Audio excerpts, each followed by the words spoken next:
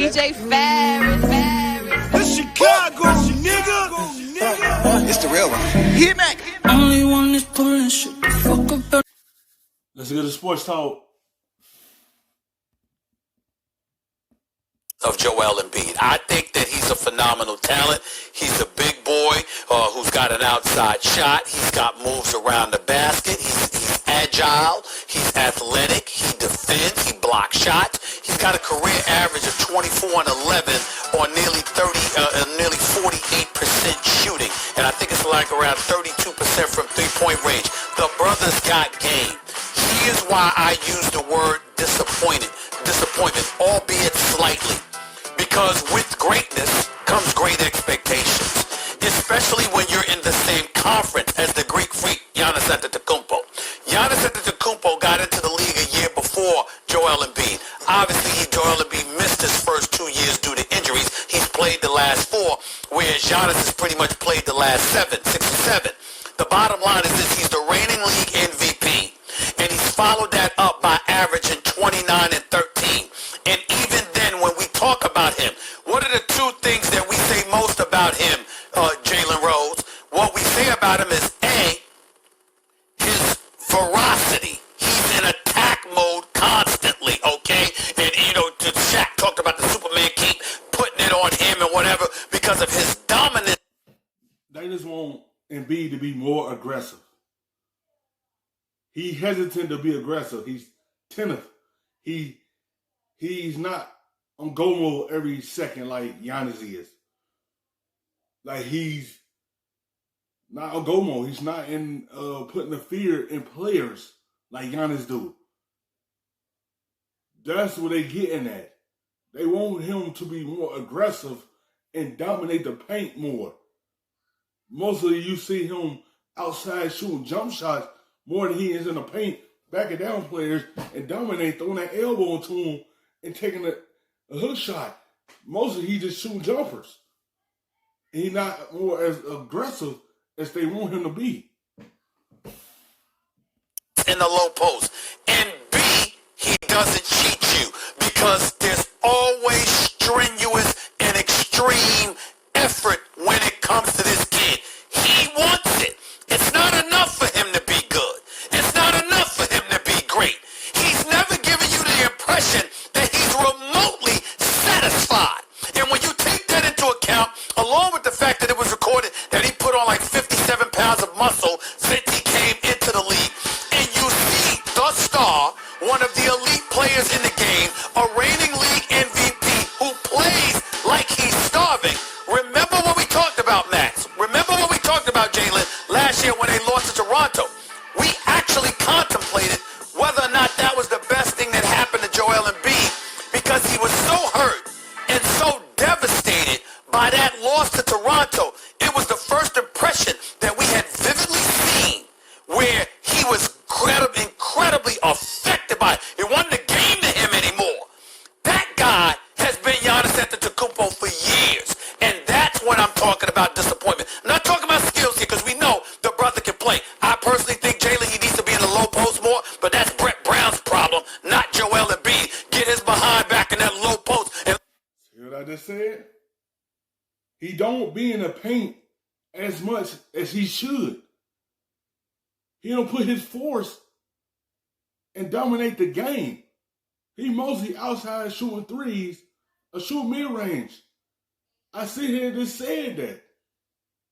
He need to be in the low post a little more and pose his will. And that's what people are looking for in him. It always can't be on Brett Brown. It's up to the player to get in the paint and post up. It's not on his coach. It's on him to do it. Let him do damage there a little bit more. But the biggest thing, the only thing actually, when it comes to disappointment, is that drive inside of him. Could you imagine if Joel Embiid had the same attitude as the Greek freak? Lord have mercy. That's where I'm going with that, Jalen. This was the put up or shut up season. So right now, I guess I have to side with Max. But I wanted to see how the rest of this year was going to play out through the playoffs, or I would be siding with Stephen A. if Having two All-Stars perennially in the East gets Joel Embiid and Ben Simmons bounced out of the playoffs in the first or second round. When I look at the Eastern Conference standings, Max Kellerman, just think about something. I anticipate the Greek Freak and the Bucks being up there. Nick Nurse is my coach of the year for a reason. We can't act like the Raptors would have a better record than the Clippers without Kawhi Leonard, led by Pascal Siakam. And then I look a little bit deeper into the Eastern Conference. The Boston Celtics, Jason Tatum, Kemba Walker, Jaylen Brown, they've been legitimate. The Indiana Pacers and Sabonis and the Victor Oladipo's been in and out of the lineup with a better record than the Sixers? Now I can't say I anticipated that. So based on what I've seen from Joel Embiid, I agree with Stephen A. When you talk about just talent, facing the basket and back to the basket, it's only three big guys, Anthony Davis, Greek Freak, and Joel Embiid, that separate themselves when they're really healthy and when they're really bringing it. But here are a couple of issues for Joel moving forward. This is why you don't see the shot blocking numbers going up and you don't see the steals going up and people exploiting him in pick and rolls. When you've been as injured as he has been his entire career, and hopefully it does not continue, it's hard for you to stay in tip. That's why the injuries played a part. Like he missed his first 2 years on injured reserve. And then he came back and changed the Sixers and then got hurt again. Then years after that, he got hurt again. And that's why he be coming in out of shape, because it's hard to stay in shape when you constantly hurt and you have to be sitting down due to your injuries. And that's why he coming this season overweight, because he mostly is sitting down because he's hurt. Top shape. You're not really practicing with the team. You're not really going constantly when the team is scheduled to play. So it's hard for him to be in shape. He averaged 28, 14, 4 assists, and 2 blocks a game as a great defensive center. And a wide body with the kind of game that should not translate to this era. And yet if not for that corner 3 by Kawhi that bounced 16 times before it fell, they were very likely to win the championship. So when you take, given what happened to the Warriors, hold on, so when you take that into consideration, Embiid is hampered by what more than anything? He doesn't shoot from the outside quite well enough to shoot as much as he does, right? But also the injuries. Jalen, you hit on it. It's not just to me that he can't get into the kind of shape he needs to get into, but this is on the Sixers to me. They're forcing him to self-load manage, which is sometimes why I think you see a different guy at home on the road.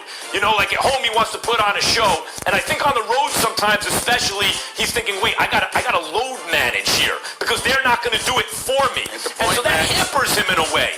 But considering all that, Stephen A. Smith, this dude, who's shaped like this guy at his size, who can play in the low post, ever gets his team near a championship nowadays? I tell you, you try it all the time.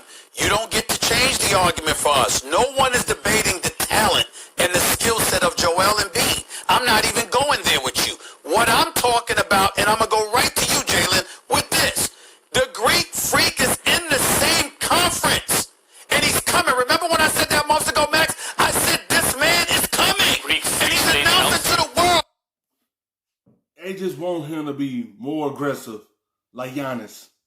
They feel like that'll change the outcomes for the Sixers if Embiid is aggressive on offense a lot more, and it put fear in the other players.